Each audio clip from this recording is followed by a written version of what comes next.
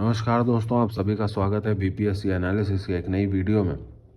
तो आज हम लोग बात करने वाले हैं 67th मेंस आंसर राइटिंग के बारे में, कुछ टॉपिक्स जो हर बार बिल्कुल आते ही आते हैं एग्जामिनेशन में। तो ये रिवर लिंकिंग प्रोजेक्ट्स के बारे में है। रिवर लिंकिंग प्रोजेक्ट्स बिहार के लहजे से काफ़ी इम्पोर्टेंट भी होता है। क्योंकि बिहार की आधी जो आबादी है, आधी जो हिस्सा है नॉर्थ बिहार, वो हर साल आपको बाढ़ के चपेट में रहता है, फ्लड के चपेट में रहता है। एंड जो साउथ बिहार का हिस्सा है वो हर साल लगभग ड्रॉट के उस चपेट में रहता है, सूखे के चपेट में रहता है। तो हम लोग इसको किस तरह से टैकल कर सकते हैं, ये तो हमारे लिए आज़ादी के बाद से 75 साल से ये विषय बना ही हुआ है। लेकिन इस पे केंद्र सरकार और राज्य सरकार दोनों ने काफ़ी पहल लिए हैं। तो उसी में से एक पहल है रिवर लिंकिंग प्रोजेक्ट्स। तो आइए उस पर बात करते हैं, कोसी मेची लिंकिंग प्रोजेक्ट्स के बारे में। और ये 67वीं मेंस और 68वीं मेंस और बीपीएससी के एग्जामिनेशन, बिहार दरोगा एग्जामिनेशन के लहजे से काफ़ी इंपॉर्टेंट है। तो चलिए शुरू करते हैं। पहला जो रिवर लिंकिंग प्रोजेक्ट है वो है कोसी मेची लिंकिंग प्रोजेक्ट। अब ये कोसी मेची लिंकिंग प्रोजेक्ट जो है, ये भारत का दूसरा रिवर लिंकिंग प्रोजेक्ट है। पहला भारत का जो रिवर लिंकिंग प्रोजेक्ट है वो है केन बेतवा प्रोजेक्ट। ये दूसरा प्रोजेक्ट है। तो बिहार सरकार ने केंद्र सरकार से एक गुजारिश की है, एक मांग की है कि इसको नेशनल प्रोजेक्ट का दर्जा दिया जाए, ये सेंट्रली स्पॉन्सर्ड स्कीम्स के अंदर में आए, सो दैट कि 90% जो खर्च होगा इस प्रोजेक्ट का वो केंद्र सरकार उठाएगी और सिर्फ 10% का भार राज्य सरकार के ऊपर होगा। तो इस संदर्भ में तारकेश्वर प्रसाद जी ने निर्मला सीतारमण मैम से मुलाकात की और इसी के लिए अपनी अर्जी दाखिल की, अपनी आवेदन दी। तो उसको मद्देनज़र रखते हुए केंद्र सरकार ने 4900 करोड़ रुपए का प्रोजेक्ट जो है, 49 सौ करोड़ रुपए हमारे लिए सैंक्शन कर दिए। तो ये जो रुपए सैंक्शन हुए हैं, ये दरअसल हुए हैं ministry of environment, forest and climate change की तरफ से, EMFOCC। तो अब इससे हम लोग बात करते हैं कि इस प्रोजेक्ट से हमारा फ़ायदा क्या होगा। तो सीमांचल के जो लोग हैं, सीमांचल के लोगों को बेसिकली फ़ायदा होगा इससे। कोसी के बारे में थोड़ा बात कर लेते हैं। तो कोसी जो है, कोसी एंटर करती है बिहार में, ये सुपौल डिस्ट्रिक्ट में एंटर करती है कोसी। एंड फिर कटिहार में, ये कटिहार के कुर्सेला के पास ये गंगा इधर से आ रही है बक्सर से, और कोसी आई है इधर, सुपौल से एंटर किया नेपाल से, और कटिहार के कुर्सेला के पास ये गंगा में मिलती है। तो सुपौल, अररिया, किशनगंज, पूर्णिया, मधेपुरा के जो लोग हैं, जो एरिया है, वहाँ की जो आबादी है, उसको खासा फ़ायदा पहुँचने वाला है इस प्रोजेक्ट से। अब बात करते हैं मेची के बारे में। मेची जो नदी है वो नेपाल में है। अब ये एक छोटा सा इलस्ट्रेटिव डायग्राम मैंने बनाने की कोशिश की है, आशा करते हैं कि आप लोगों को समझ में आएगी। तो कोसी, ये इसको मैंने, ये जो इन कैचमेंट एरिया है, कैचमेंट एरिया, इसको कोसी मैंने कर दिया है और इसको मेची कर दिया है। तो कोसी, जिसको कि सौरव ऑफ बिहार भी बोला जाता है, sorrow of Bihar Kosi, and sorrow of Bengal होगा Damodar. Sorrow of Bihar Kosi, sorrow of Bengal Damodar. तो ये एक कैनाल बीच में बनाई जाएगी, मेची तक पानी पहुंचाई जाएगी। मेची में काफ़ी कम पानी होता है, ये नेपाल में है, हमने पहले ही आपको बता दिया। अब ये जो बीच की कैनाल होगी, ये क्या क्या फ़ायदे करेगी। तो ये फ़ायदे करेगी इरिगेशन में, आसपास के सारे एरियाज़ में। अब ये कैनाल यहाँ से यहाँ सपोज करो जा रही है, तो इधर इधर के जो एरियाज़ हैं, इधर इधर के जो एरियाज़ हैं, यहाँ पे हम लोग स्लोप प्रोवाइड कर देंगे कैनल से उनके तरफ। तो इधर इधर एरियाज़ में जो है, दोनों तरफ इसको इरिगेशन में फ़ायदा होगा। उसके अलावा फिश प्रोडक्शन, और एक और फ़ायदा, ये इनलैंड वाटरवे का काम करेगा। ये इनलैंड वाटरवे का काम करेगा। जैसे कि अभी इलाहाबाद से लेकर हल्दिया तक हमारा वाटरवे 1 है, नेशनल वाटरवे 1, पटना भी उसमें ही आता है। तो ये इनलैंड वाटरवे का भी काम करेगा, फिश प्रोडक्शन का भी काम करेगा, और इरिगेशन में भी आसपास में मदद देगा। इस एरिया का जो बाढ़ का समस्या है इसको रोकेगा, इस एरिया में जो सूखे का समस्या है उसको रोकेगा। अब इससे क्या क्या फ़ायदा होगा, flood control, drought control, irrigation, मैंने सारी चीज़ें आपको बता दी कि बाढ़ को रोका जाएगा, सूखे को रोका जाएगा, पानी पहुंचाया जाएगा, इनलैंड वाटरवेज का काम करेगा, और हाइड्रो पावर जनरेशन का काम करेगा। अब इसके साथ में हाइड्रो पावर जनरेट कैसे होता है, तो ये डैम्स पे होता है, बैरेजेस पे होता है, आपको मालूम है। एक और डेटा देता हूँ आप लोगों को इसके साथ। बिहार में टोटल 27 मेजर डैम्स हैं, 27 डैम्स हैं, और मेजर बैराजेस की अगर बात करें तो वो 5 हैं। अगले उस पर चलते हैं। What are the concerns for this project. अब इस प्रोजेक्ट का कंसर्न क्या है, दिक्कतें क्या आ रही हैं। रिवर लिंकिंग प्रोजेक्ट्स की हर जगह बात चल रही है, तो ऐसा हम लोग क्यों नहीं करते हैं कि इसको हर जगह इम्प्लीमेंट कर दें, हमारी सारी सूखे की प्रॉब्लम और बाढ़ की प्रॉब्लम ही समाप्त हो जाएगी। तो आइए उस पर बात करते हैं कि दिक्कतें कहाँ कहाँ आ रही हैं। क्योंकि देखिए, आप लोग कोई भी हों, आप लोग एग्जामिनेशन अगर दे रहे हैं किसी भी सिविल सर्विसेज की, या कोई भी अगर आप मेंस एग्जामिनेशन दे रहे हैं, तो उसमें एक बैलेंस्ड आंसर होना बहुत ही ज़्यादा ज़रूरी है। आंसर आपका किसी भी तरफ इंक्लाइंड नहीं होना चाहिए, ना ही पॉजिटिव एस्पेक्ट्स पे इंक्लाइंड होना चाहिए, ना ही नेगेटिव एस्पेक्ट्स पे इंक्लाइंड होना चाहिए। आपका आंसर न्यूट्रल होना चाहिए। तो अगर कोई भी टॉपिक है, उसके जो जितने भी डिमेंशंस होते हैं, एक्स वाई जी ऐसे बोला जाता है, जो लैंग्वेज है यूपीएससी वालों की, कि इसको तीनों डिमेंशन में आप कवर करें, न्यूट्रल होके। जो उसके फ़ायदा हैं, क्या क्या नुकसान है, उसको कैसे इम्प्रूव कर सकते हैं, इस तरह से आंसर राइटिंग में हमें बढ़नी चाहिए। तो what are the concerns for this project. तो पहला जो कंसर्न है वो ह्यूज कॉस्ट, बहुत ही ज़्यादा कॉस्ट है। दूसरी चीज़ है, this project requires huge engineering structure which also requires constant monitoring. अब क्या है, हैवी इंजीनियरिंग स्ट्रक्चर्स की यहाँ पे बात हो रही है, तो इसका सीधा सा मतलब है कि हैवी उसमें अमाउंट भी जाएगा, क्योंकि हैवी इंजीनियरिंग स्ट्रक्चर्स बनेंगे तो अमाउंट भी उसमें खर्च, पैसे ज़्यादा खर्च होंगे। और उस पर हमेशा कांस्टेंट मॉनिटरिंग भी करनी चाहिए। क्यों? क्योंकि इकोलॉजिकल इम्बैलेंसेस हो जाते हैं। आप देख रहे होगे उत्तराखंड में एक डैम, मुझे नाम अभी फ़िलहाल याद नहीं आ रहा, बट उत्तराखंड में एक डैम है जिसकी जिसकी कंस्ट्रक्शन की प्रक्रिया शायद पिछले 10 साल से चल रही है, but due to natural factors, due to natural calamities, वो कभी पूरी हो ही नहीं पाती है। तो अब समझ लो कि हम लोगों ने इस प्रोजेक्ट को कर दिया, बहुत ज़्यादा खर्चा है, उसके बाद बहुत ज़्यादा इस पे इंजीनियरिंग का खर्चा है, कांस्टेंट मॉनिटरिंग चाहिए, बहुत ही देखभाल चाहिए इसको।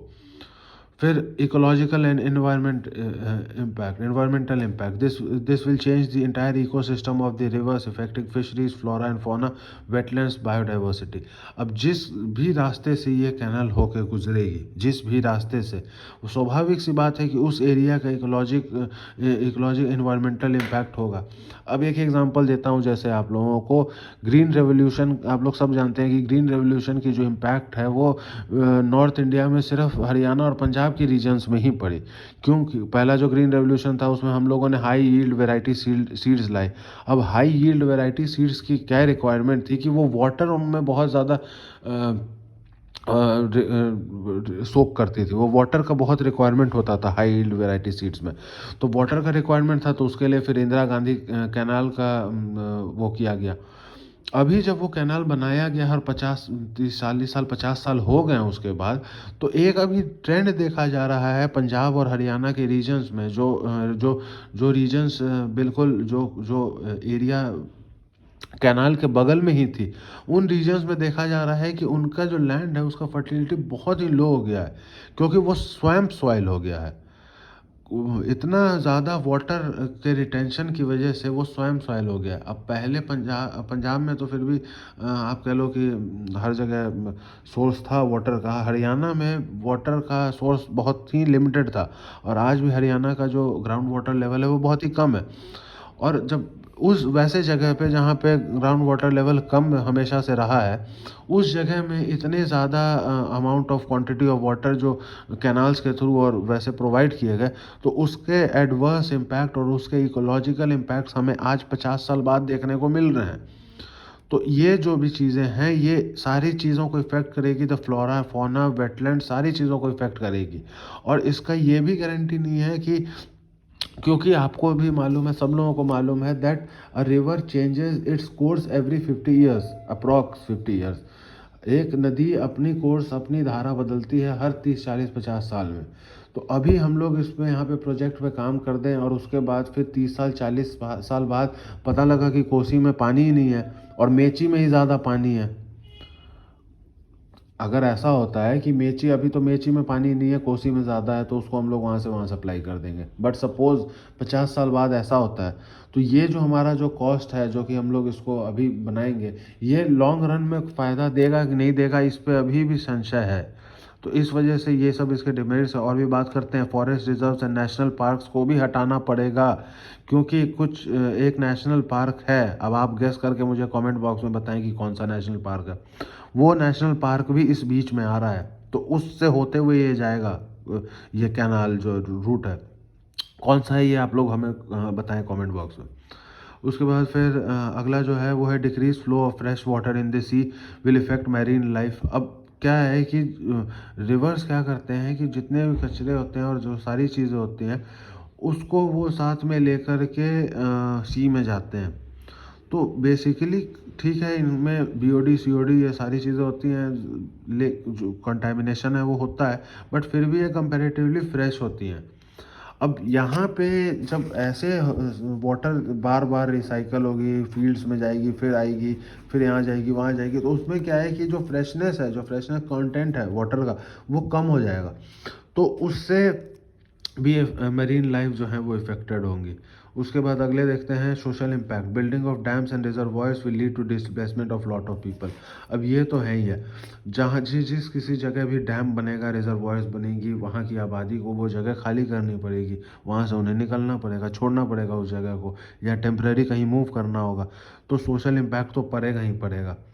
उसके बाद interlinking projects will increase the number of conflicts. अब अभी आप देख रहे हो कि इंटर स्टेट बहुत सारे बाउंड्रीज कॉन्फ्लिक्ट्स, कभी रिवर वाटर को लेकर कॉन्फ्लिक्ट्स, कभी एलोकेशन ऑफ, कभी बाउंड्रीज के लेकर, कभी एलोकेशन ऑफ फंड्स को लेकर, ये सब सारी चीज़ें कॉन्फ्लिक्ट्स हमेशा चलती रहती हैं दो स्टेट्स के बीच में। और इंटरलिंकिंग प्रोजेक्ट्स जो हैं ये इन कॉन्फ्लिक्ट्स को और उल्टा बढ़ावा देने का ही काम करेंगी। एक और आपसे क्वेश्चन पूछता हूँ कि रिवर रिवर डिस्प्यूट्स को देखने के लिए हमारे संविधान में किस आर्टिकल में जिक्र किया गया है? रिवर डिस्प्यूट्स के लिए हमारे इंटरस्टेट मतलब राज्यों के बीच के रिवर डिस्प्यूट्स के लिए कौन सा प्रावधान है? तो मैं आपको बताता हूँ, आर्टिकल 262 है, आर्टिकल 262 है। उसके बाद फिर इफ़ रेनफॉल पैटर्न चेंजेस, वही मैं उसी की बात कर रहा था कि अब ये नदी हैं, 50 साल बाद बहुत सारी नदी धारा बदल लेती है, रेनफॉल का अगर पैटर्न चेंज हो जाता है तो whole project will go in vain. अभी 5,000 करोड़ रुपए, जो 4900 करोड़ रुपए जो सेंटर ने सैंक्शन कर दिए हैं, ये सारा पैसा पानी में चला जाएगा। यदि आज से 10 साल बाद, 15 साल बाद, 20 साल बाद जो उसका आप ये कह लो कि बारिश का पैटर्न कह लो या जो चीज़ कह लो, वो अगर चेंज हो जाता है तो ये सारा प्रोजेक्ट किसी काम का नहीं रहेगा। फिर अभी ये जो प्रोजेक्ट्स हैं, बहुत सारे ऐसे मैं आपको बताता हूँ, जैसे कि बहुत सारे ऐसे नदी हैं जो कि इंडिया से डिफरेंट कंट्रीज़ में जाती हैं। जैसे बांग्लादेश जा रही है, कोई रिवर जा रही है, हमारे पाकिस्तान जा रही है। तो पाकिस्तान से हमारा टेंशन हो चुका है 1960 में एक बार, जिसमें हम लोगों ने Indus valley treaty, water dispute जो था, वो ट्रीटी हम लोगों ने साइन किया था 1960 में, जिसमें हम लोगों ने सतलज का पानी उनको बोला था कि हम लोग अलाउ करेंगे सतलज रवि का पानी। फिर बांग्लादेश से भी टेंशन होते रहती है। अब ये कोसी मेची है, तो कोसी और मेची ये नेपाल की रिवर्स हैं, तो इनमें टेंशन्स होती रहती हैं। तो हमारी जो जो नेबरिंग कंट्रीज़ के साथ जो टेंशन्स हैं, वो टेंशन्स भी काफ़ी इंक्रीज़ होते हैं। अब और थोड़ी सी बात कर लेते हैं, Ken Betwa linking projects 44,605 crore by finance ministry in the budget 2022-23। 2022-23 में केन बेतवा लिंकिंग प्रोजेक्ट्स के लिए केंद्र सरकार ने की फाइनेंस मिनिस्ट्री ने 44,605 करोड़ आवंटित किए हैं। इसमें 5 और रिवर लिंकिंग प्रोजेक्ट्स आएंगे, जिसमें है दमन गंगा पिंजल, पर तापी नर्मदा, गोदावरी कृष्णा पेनार कावेरी, ये पांचों नदियों को जोड़ा जाएगा। अब आप देखिए, गोदावरी कृष्णा पेनार कावेरी को अगर जोड़ दिया जाता है तो ये देखिए कैसा एक 3 पार्टी वो बन जाएगा। तो इससे क्या है, अभी इन्वायरमेंटल इम्पैक्ट इससे क्या होने वाले हैं ये तो हम लोग नहीं बता सकते हैं। मतलब जो कैलकुलेशंस हम लोग कर सकते हैं ऑफ कोर्स वो करेंगे ही, बट एग्जैक्टली कोई नहीं बता सकता है। But economic point of view से डेवलपमेंट पॉइंट ऑफ व्यू से, इंफ्रास्ट्रक्चर पॉइंट ऑफ व्यू से ये रिवर इंटरलिंकिंग प्रोजेक्ट्स इंडिया में आने वाले समय में बहुत ही फ़ायदेमंद होने वाले हैं।